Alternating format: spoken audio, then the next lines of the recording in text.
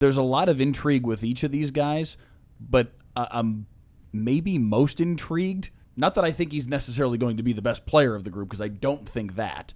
But Toby Lau and his leaping ability is so much fun. It is. It's unbelievable. Some of their pickups are genuinely fun. Now, will they pan out in the NBA? Sure. In the world's greatest basketball league? I don't know. That's hard to project. But when you play in the same conference as Victor Wembanyama and Chet Holmgren, you kind of need some length. And sometimes, the 7'3" guys don't grow on trees. They are trees, but they don't grow on trees. And sometimes just having a guy who's got insane leaping ability is almost as good. Yeah, going out on a limb there. As long as you can stay vertical on your block. Some of the highlights. It's gonna be an hour full of tree Tech. analogies, and puns. Just leave it to me. The dunks are impressive. The blocked shots are even more impressive. Yes, He is so high in the air. I saw there's a guy that has a TikTok that is all about dunking, and he's an expert on dunking, but he's also an expert on leaping. And he said there are people in his camp that are experts on leaping abilities that are of the belief that he might be the first player in NBA history because of the combination of his leaping ability, his size, and his overall length, his wingspan. He might be the first player in NBA history to ever actually be able to touch 13 feet in the air. right. He's ridiculous. Again, whether or not that translates to on-court playing ability and longevity, if we're being honest. Heck yeah. If you're that springy, that can be a great thing, and it can also cause problems. But he's fascinating, if nothing else. I know we talked about Sergio, and I'm not going to ask you to do it again. Never. Still haven't learned how to roll the R's, by the way. It is interesting to see how Dusty May is going to utilize all of this, and that will be, I think, one of the questions that comes his way is, what is the vision? What does this look like?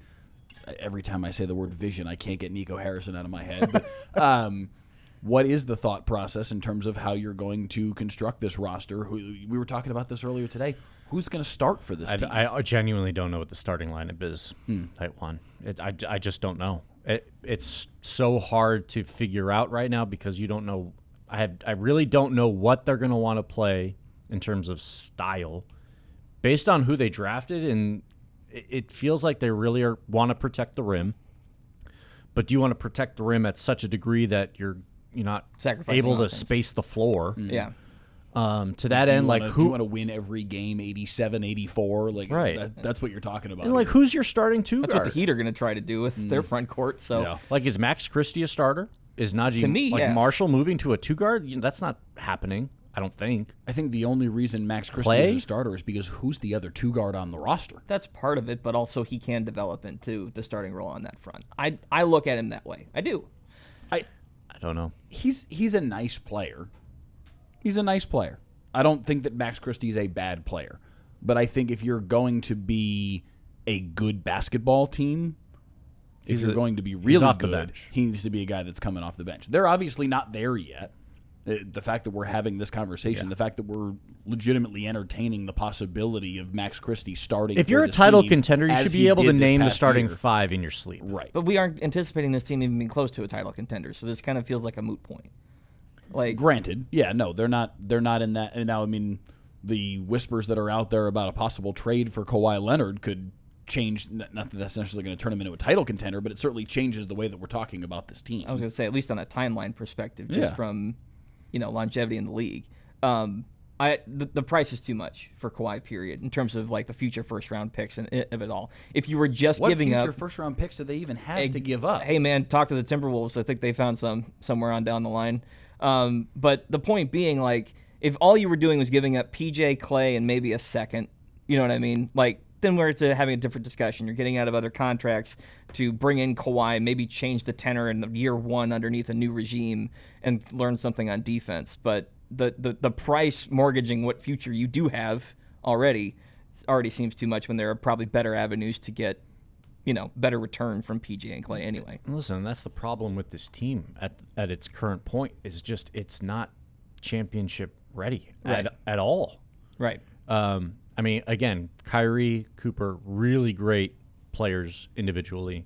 Well, we don't know what they look like together. But on top of that, like, what is this team projected to be in 3 years? You've got a roster full of kind of like mid veterans that are eventually going to turn over. So what are you turning them into? Draft picks? That's probably your best route to rebuild. I look at what they came away from this draft with. It's 3 projects, and the one guy who probably can start for you, but still is a little unrefined in Morez Johnson Jr. should be able to make an impact defensively. Yeah. But again, like, who's going to score the ball for this team besides Cooper and Kyrie consistently that you can depend on? Well, I mean, that was kind of the thing with the Luka team, though, where, granted, Luka was more of a facilitator than Cooper is that we know of right now, right? But it was Luka and Kyrie and a bunch of guys, and it worked. And granted, the scoring average on Flag last year was crazy and should increase over time as he gets more accustomed to the league, but you're not keeping Kyrie around that much longer, we think, or at least based off of his timeline, that's what, maybe 3 years at most? So... And I just have so many questions about this team. I mean, like, start at center. Gafford, we thought might be moved, but then we get the update on Derek Lively, which is crazy, by the way. That over whole the weekend situation. at his basketball camp, that he's still hasn't started running and jumping. Yeah, from his foot injury that was in December. Must have been a real serious situation for it still to be that case. He's hopeful to be ready, come later this summer, but he's missed a lot of games. Yeah. And he's to the point where I don't know if you can depend on him. I mean, maybe he's a luxury if he's healthy, but if you're building a roster and he's got that sort of injury history and it's like continual setbacks, I think you need to probably pencil him in as your center off the bench. Not your starting center, because you just don't know, you can't rely on that. So suddenly Gafford to me becomes, maybe you do need him. Maybe you need to keep him at the 5, and then Lively's your backup center. Like that was going to be the case here for Correct. a little while. It just felt like he was on his way out the door. Right. Or he's out the door, and maybe they keep, maybe like they want Marvin Bagley or Moussa Cisse, and they've got different options, and they can rotate in. I don't know. They've got a lot of dudes in that front court. Bagley you can had only some play intriguing 3 of them. moments, but I'm not sure, is he a starting caliber center in this league? I don't know, man. I think you can utilize him. He's had his moments. Yeah. Maybe it's an opportunity situation. But again, it's just this team, there's so many I don't have – for a championship contender, you have answers across the roster. This roster, I have questions outside of 2 players. So Dusty May hopefully has some answers for us today in terms of, what he projects for this team. But again, he's walking into a situation that, I mean, it's like, here you go, make the best of what you got. And it's a little different than Michigan, where you can handpick your guys and, get the transfer portal operating and bring everyone that you want in, right? And it's not saying this front office probably isn't capable to some degree of building a semblance of what Dusty wants around him, but it's a tall task. They are working with at least one hand tied behind their back in a number of facets, because they've got assets that they want to see grow, and they've got assets that they can't move, period. So that's the weird part about it. Relative to draft capital, they will not have a first-round pick next season unless they land at 1 or 2 in the draft lottery. If it's 3 through 30, it goes to Charlotte.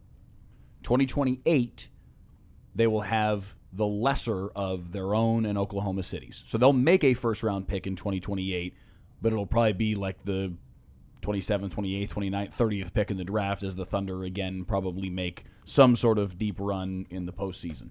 29, they will not have their own pick, but they will have the Lakers' first-round pick that year. That's the one pick that came over in the Luka trade.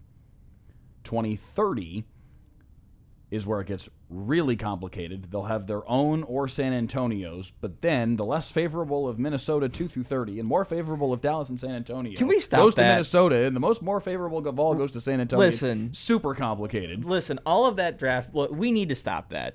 If it takes 2 paragraphs to explain who has the pick, it shouldn't be legal. Right. All of this to say they don't own outright their own first-round pick until 2031. 2031, 32, 33, which is as far as this list on RealGM.com goes out. They do own those 3. But you're having to go that far out if you were to trade draft picks in this hypothetical Kawhi Leonard trade. if it's a first-round pick, which I feel like you'd probably have to include at least one first-round pick. Yeah, definitely. And you get into a space where, like, they're already in the world of hurt that they are in from a draft capital standpoint because of all of the moves that they tried to do to build around Luka Doncic. Yeah. And they kind of siphoned themselves off in terms of roster build around Luka before they traded him, and put themselves in this position where they didn't have the ability to extend his window any farther by, oh, hey, we've got this influx of young talent that we drafted in 25 or 26 or 27. Obviously, they got lucky as could be with Cooper, and we didn't know that was coming, but it was looking like they weren't going to have a whole lot of draft capabilities to build around him. If they were to make a trade like this, do you put yourselves in the same kind of situation relative to Cooper Flagg? If you start mortgaging your future, your 2031, your 2033, whatever, first-round pick, you trade that out to get what?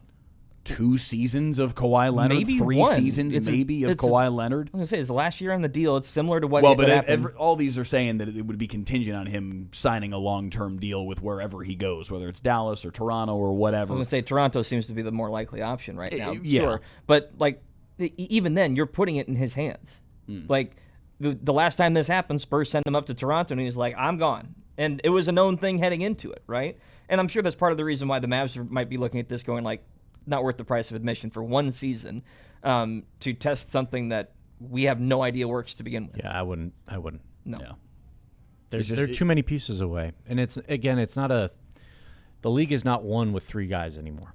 Right. You look at some of these teams that are winning championships, you got probably one big superstar and then a team of really good role players and co-stars and all that. The big 3, big 4 days don't necessarily work.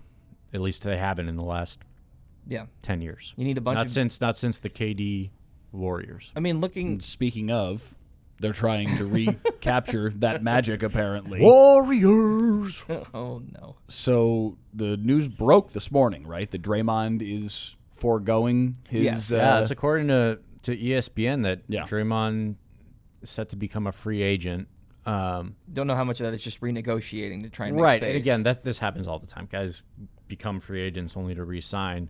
But with the mindset of creating space to be able to bring LeBron and Anthony Davis, AD coming in a trade from Washington. Apparently, and then LeBron going and signing with the Warriors to team up with Steph Curry for one last hurrah. It's the Expendables 5. See, I kind of want it just because it would be a storyline the whole year, and it's NBA is full of storylines. That's part of what makes it so fun. I would love to see Steph and LeBron play together. I mean, seeing them on Team USA was a whole bunch of fun. They're good pals. They're probably the 2 biggest torchbearers of this generation of NBA basketball. To see them on the same team would be incredible, especially after all the years they dueled against each other in Cleveland and Golden State. Adding Anthony Davis into the equation tarnishes it for me. I have nothing personally against AD, but I just let it be Steph and LeBron, okay? We don't need to add AD into this equation. We don't need to turn this into Space Jam and it's like all the Monstars. Just a couple of really big NBA star names in LeBron and Steph is all you need. But it starts to gets oversaturated when you add in AD and if Jimmy Butler is still there and all that. Like, enough. Yeah, I'm sorry, I can't do it. I'm old enough to remember the last couple of old guy super teams we've had with Paul Pierce and KG going to the Nets that didn't exactly work out too great. That was a magnificent failure. It was a magnificent failure. It kind of reminds me of 04 Lakers.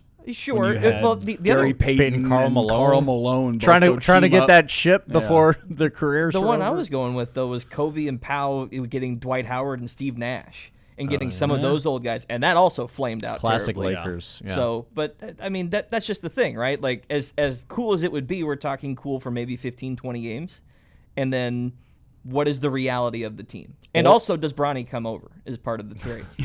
Jeez. But what if it works, and what if it's spectacular?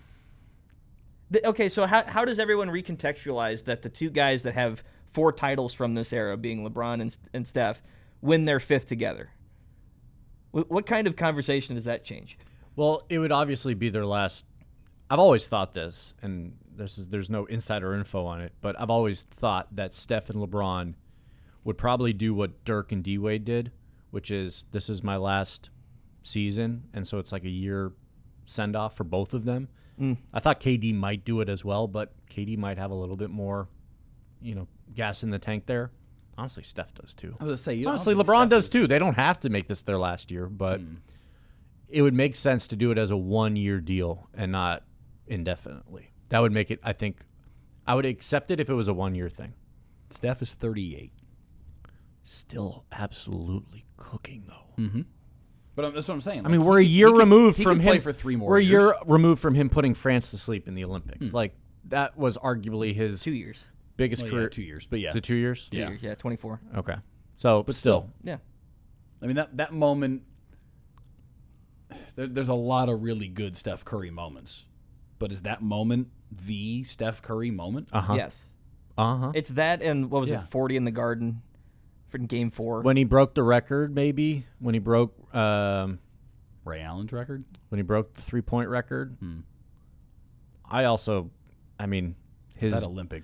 His half-court buzzer beater against the Thunder in 2015 or 16. That's the shot, but like... The double bang. Yeah, but- double bang! bang. But that was one of those, like, I'll never forget where I was for this mid-season basketball game. Well, because they were Mid-season down basketball- like 9 with like a minute to play and Right. somehow came back Was and that the won 73 and 19? Yes, that Yeah, was. that's That's the probably point. right. Like, That was that was like the biggest moment of the 73 and 19. which is crazy that we're going to remember it fondly, but at the same time, it's like they lost that season. That is the end result of it, What a and great- he's planning on joining What a great potentially season. the guy that beat him in that run. So I kind of get the feeling though that we've gone so far down the path on these super teams and on superstars teaming up. Like, does anybody even care anymore? No. Does it really it's matter? Steph and LeBron though. Like you mean negatively or Yeah, positively? negative. Okay. That's what I'm saying. Like there was so much negative conjecture around the Heatles, around KD going to People will throw an Golden asterisk State. on that one if they win it, and specifically for LeBron. For Steph will skate. Steph has skated on a lot of stuff. Yeah. Just because, again, like Durant chose to join him, not the Yeah. other way around. That's you know true. what I mean? Right. So no, like if especially if they go to Golden State for this, which that is the thought, LeBron's going there. He's not going to LA. Steph is the magnet. That's the interesting part of it. That's what I always will maintain this. If you want to be a celebrated superstar in a sport, if you can stick with one team for the entire duration of your career, it adds to your mystique and value when you retire. Loyalty never fades, but statues get moved. Statues do get moved though. So what?